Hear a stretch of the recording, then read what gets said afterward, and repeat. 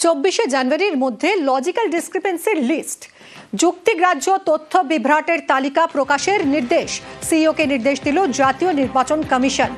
DG মুখ্য সচিবকে supreme নির্দেশ জানালো কমিশন। 24শে জানুয়ারির মধ্যে লজিক্যাল ডিসক্রিপেন্সির লিস্ট দিতে হবে, যুক্তিগ্রাহ্য তথ্য বিভ্রাটের তালিকা প্রকাশের নির্দেশ কিছুদিন আগেই সুপ্রিম কোর্টে নির্দেশ দিয়েছে।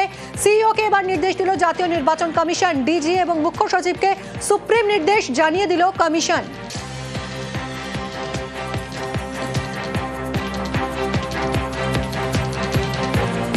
এর আগে সুপ্রিম কোর্ট নির্দেশ দিয়েছিল লজিক্যাল ডিসক্রিপেন্সির তালিকা প্রকাশ করতে হবে কমিশনকে।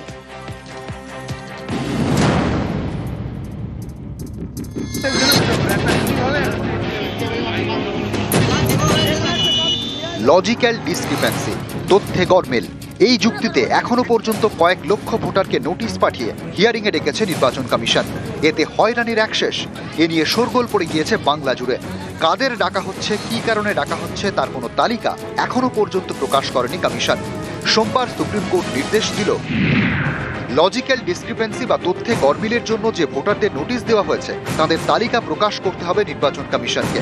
পঞ্চায়েত বা ওয়ার্ড স্তরে এই তালিকা প্রকাশ করতে হবে। তালিকা প্রকাশের পর 10 দিন পর্যন্ত আবেদন জমা দিতে পারবেন ভোটাররা।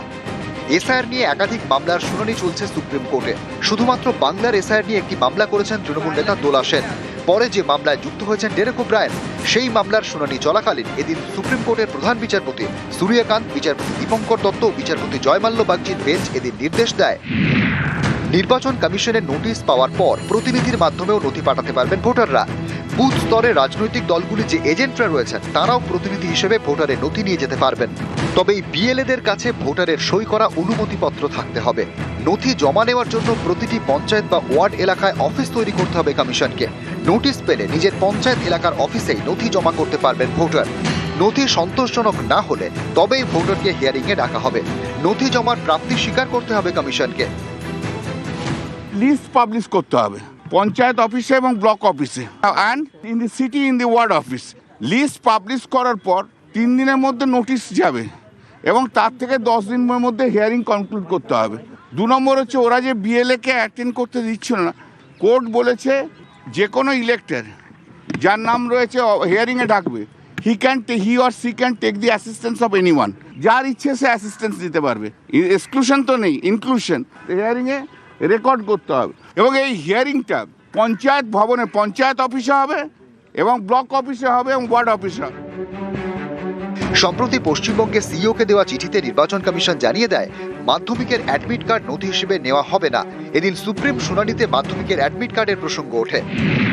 তৃণমূলের আইনজীবী কল্যাণ বন্দ্যোপাধ্যায় সওয়াল করেন, মাধ্যমিকের নথিতে জন্মের তারিখ আছে। তখন বিচারপতি দীপঙ্কর দত্ত নির্বাচন কমিশনের আইনজীবীকে বলেন, বোর্ডের দেওয়া অ্যাডমিট কার্ড তো গ্রহণ করতে হবে। বাংলায় জন্মের শংসাপত্রের সঙ্গে বোর্ডের অ্যাডমিট কার্ডও নেওয়া হয়, সেটা কমিশন কেন নেবে না? প্রধান বিচারপতি বলেন, জন্মের শংসাপত্র এবং অ্যাডমিট কার্ড এই 2 নথি চাইতে পারে কমিশন। এদিন শুনানির শুরুতেই তৃণমূলের আইনজীবী কপিল সিব্বল বলেন, নামের বানান ভুল থাকলেও লজিক্যাল ডিসক্রিপেন্সি নোটিশ পাঠানো হচ্ছে। তখন নির্বাচন কমিশনের আইনজীবী পাল্টা বলেন, নামের বানানে ভুলের জন্য কাউকে নোটিশ পাঠানো হচ্ছে না। শুধুমাত্র মা বাবার সঙ্গে সন্তানের বয়সের ফারাক 14 বা 16 বছরের কম হলেই নোটিশ পাঠানো হচ্ছে। বিচারপতি তখন বলেন, ভারতের মতো দেশে কিভাবে এই যুক্তি দিচ্ছেন? এখানে বাল্যবিবাহ ছিল, কিছু জায়গায় তো এখনো আছে। তৃণমূলের আইনজীবীর তরফে হোয়াটসঅ্যাপে নির্দেশ পাঠানোর কথা বলা হলে প্রধান বিচারপতি বলেন, হোয়াটসঅ্যাপে আবার নির্দেশ পাঠানো যায় নাকি? এরপরই তথ্যে গরমিলের তালিকা প্রকাশের নির্দেশ দেয় সুপ্রিম কোর্ট। একই সঙ্গে পশ্চিমবঙ্গ সরকারকে দেশের শীর্ষ আদালতের নির্দেশ, নির্বাচন কমিশনকে পর্যাপ্ত লোকবল দিতে হবে। এসআইআর প্রক্রিয়া চলাকালীন যাতে কোনো আইন শৃঙ্খলা সমস্যা না হয় তা নিশ্চিত করতে হবে। নিউজ 18 বাংলা। এসআইআরে আইন শৃঙ্খলা নিয়ে পুলিশ প্রশাসনকে বার্তা কমিশনের। সুপ্রিম কোর্টের নির্দেশ মনে করিয়ে দিয়ে বার্তা কমিশনের। শুনানিতে আইন শৃঙ্খলা বজায় রাখার বার্তা নির্বাচন কমিশনের। রাজ্যের ডিজি, কলকাতার সিপি, জেলা শাসকদের বার্তা। পুলিশ কমিশনার এবং পুলিশ সুপারদের বার্তা দিল কমিশন। সুপ্রিম নির্দেশ স্মরণ করিয়ে বার্তা নির্বাচন কমিশনের।